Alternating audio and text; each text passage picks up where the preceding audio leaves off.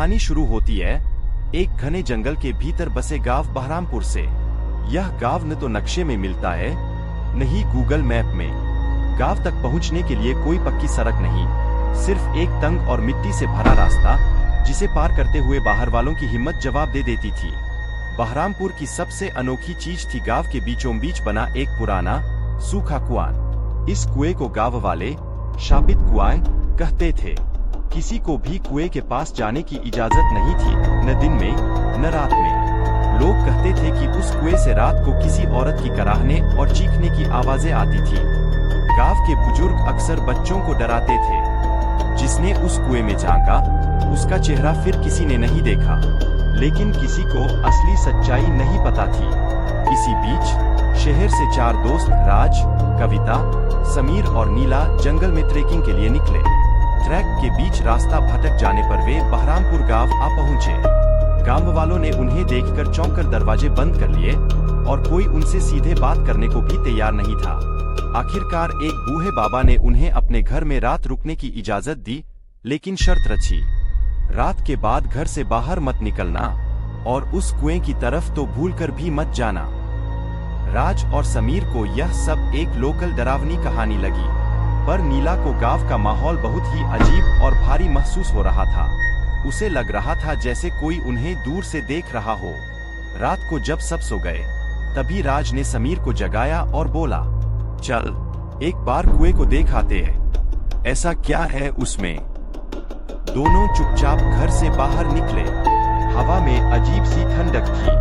पूरा गांव अंधेरे में डूबा था और उस अंधेरे के बीच कुएं से आती थी किसी के कराहने की धीमी आवाज। कुएं की ओर बढ़ते हुए राज और समीर को हर तरफ सन्नाटा महसूस हो रहा था, जैसे पैर भी सांस रोककर उन्हें देख रहे हो। जैसे ही वे कुएं के पास पहुंचे, ठंडी हवा एकदम तेज हो गई। कुएं के किनारे एक पुरानी टूटी फूटी ईंटों की मेहराब बनी थी, जिस पर काले धागे और नींबू मिर्च टंगे थे, जैसे किसी तांत्रिक ने कोई टोना किया हो। राज ने हंसते हुए कहा, यार ये सब तो गांव वालों की बकवास लगती है, कोई कुछ नहीं है यहाँ। लेकिन तभी समीर ने धीरे से पूछा, तूने वो सुना, कोई रो रहा है नीचे से। दोनों ने कुएं में झांका। अंधेरे में कुछ नजर नहीं आ रहा था। राज ने अपने मोबाइल की टॉर्च जलाई और कुएं में झांका। तभी एक सफेद चेहरा अचानक टॉर्च की रोशनी में उभरा। बिना आंखों का, बिना होंठ का, बस गहरा अंधेरा उसकी आंखों की जगह था। राज चीखते हुए पीछे गिरा और समीर उसे खींचते हुए वहां से भागा। घर लौटकर दोनों ने किसी को कुछ नहीं बताया, लेकिन उनकी सांसें तेज चल रही थीं, चेहरों पर डर साफ झलक रहा था। नीला, जो हमेशा से चीजें महसूस कर सकती थी, ने एक ही सवाल पूछा, तुम कुएं के पास गए थे? राज कुछ नहीं बोला, पर उसकी आंखें सब बयां कर रही थी। उसी रात जब सब सो रहे थे, कविता की नींद खुली। खिड़की के बाहर उसे कोई सफेद साड़ी वाली औरत दिखी, जो खड़ी थी, लेकिन उसके पैर उल्टे थे। सुबह होते ही गांव में हलचल मच गई। बूढ़ा बाबा भागता हुआ आया और बोला, तुमने मेरी बात नहीं मानी, अब आत्मा जाग चुकी है, वो पीछा नहीं छोड़ेगी। राज अब भी सदमे में था। समीर का शरीर कांप रहा था। नीला ने धीरे से कहा, हमें यहाँ से निकल जाना चाहिए। लेकिन बाहर निकलने का रास्ता अब घने कोहरे और अजीब सी धुंध से भर गया था। मोबाइल नेटवर्क गायब था और जीपीएस बार बार उन्हें उसी कुएं की तरफ दिखा रहा था। कविता की हालत खराब हो रही थी। वह बार बार बड़बड़ाने लगी, वो मुझे बुला रही है, मुझे कुएं में जाना है, वो मेरी माँ है। नीला ने जब उसका माथा छुआ तो महसूस हुआ उसका शरीर बर्फ की तरह ठंडा था। कविता पर अब आत्मा का असर हो चुका था। बूढ़ा बाबा ने बताया, सालों पहले एक महिला, राधिका, को उसके पति ने गांव वालों के कहने पर डायन समझकर कुएं में फेंक दिया था। अब उसकी आत्मा हर उस लड़की को बुलाती है जो उसकी उम्र की दिखती है। नीला ने कांपती आवाज में पूछा, इसे रोका कैसे जा सकता है? बाबा ने जवाब दिया, सिर्फ वही उसकी आत्मा को शांत कर सकता है जो उसके मरने का गवाह था, और वो अब सिर्फ एक ही है।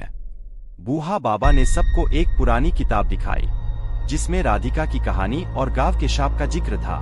राधिका एक दाई थी जो गर्भवती महिलाओं की मदद करती थी, लेकिन जब गांव में 1 साल में 3 बच्चों की रेहसे में मौत हुई तो गांव वालों ने उसे जिम्मेदार ठहरा दिया। भीर ने उसके पति को मजबूर किया कि वह उसे कुएं में फेंक दे। उस रात बारिश हो रही थी और राधिका चीख चीख कर कह रही थी, मैं निर्दोष हूँ, एक दिन ये कुआं खुद बोलेगा और तब तुम्हारे अपने भी बच नहीं पाएंगे। कहते हैं उसकी आत्मा तब से हर अमावस्या को जागती है और अब चूंकि आज रात अमावस्या है तो वह पूरी शक्ति में होगी। बाबा ने एक पूजा की तैयारी शुरू की और नीला को मंत्र पढ़ना सिखाया, लेकिन कविता अब पूरी तरह आत्मा के नियंत्रण में थी। उसकी आंखें सफेद थीं और वह धीरे धीरे कुएं की तरफ बढ़ रही थी। अमावस्या की रात थी। काले बादलों से भरा आकाश बिजली की चमक से कांप रहा था। जंगल और गांव के बीच बह रही थी एक बर्फ जैसी ठंडी हवा। हर दरवाजा बंद था, हर दिया बुझ चुका था। गांव के बीच स्थित कुएं के पास अब एक अंतिम युद्ध शुरू होने वाला था।